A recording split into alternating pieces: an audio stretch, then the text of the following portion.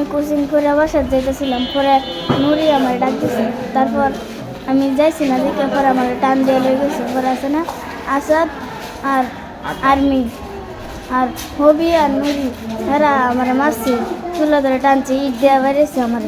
তারপর আমি যখন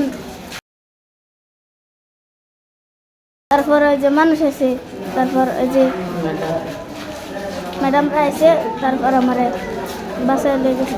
আমার নাতনি ভিকটিম সামিয়া আক্তারের পক্ষে উপরোক্ত বিবাদীদের বিরুদ্ধে এই মর্মে অভিযোগ দায়ের করিতেছি যে উপরোক্ত বিবাদীগণ আমার প্রতিবেশী।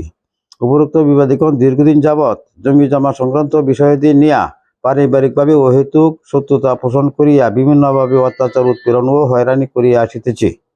আমার নাতনি সামিয়া আক্তার স্থানীয় মাদ্রাসায় লেখাপড়া করে ঘটনার পূর্বে সামিয়া আক্তার তাহার ম্যাডাম এক নং সাক্ষী মানে ইয়াসমিন আক্তার এর বাড়িতে প্রাইভেট পড়ার জন্য ইয়াসমিন আক্তারের বাড়িতে প্রাইভেট পড়িয়া নিজ বাড়িতে আসার উদ্দেশ্যে রওনা হয়। এক নং সাক্ষী তাহাকে কিছু রাস্তা আগাইয়া দেয়।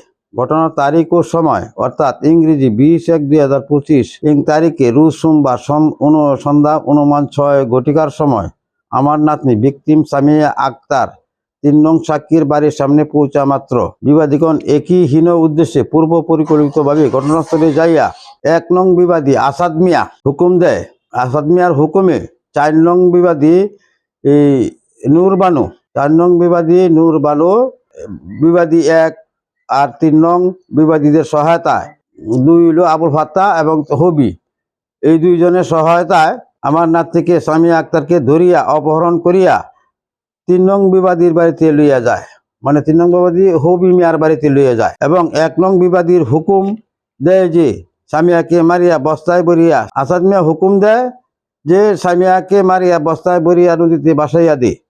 পরে উক্ত হুকুম পাইয়া 2 হইতে 4 নং বিবাদীগণ তাহাকে 2 হইতে 4 নং নাম বলতে মানে আবু ফাত্তা, হবি মিয়া, নূর বানু তাহাকে খুন করার উদ্দেশ্যে নির্মমভাবে মারধর করিয়া শরীরের বিভিন্ন স্থলে জখম করিয়া খুনের চেষ্টা করাকালীন ভিকটিমের ডাক চিৎকারে 1-3 নং সাক্ষীগণ সেখানে যাইয়া ভিকটিমকে উদ্ধার করি। তৎসময় বিবাদীগণ হুমকি দিয়া বলে যে আজ পারি নাই, পরবর্তী কেহে বাঁচাইতে পারিবে না।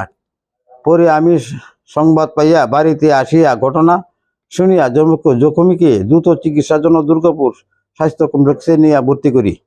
বর্তমানে সে উক্ত স্বাস্থ্য কমপ্লেক্সে চিকিৎসাধীন আছে।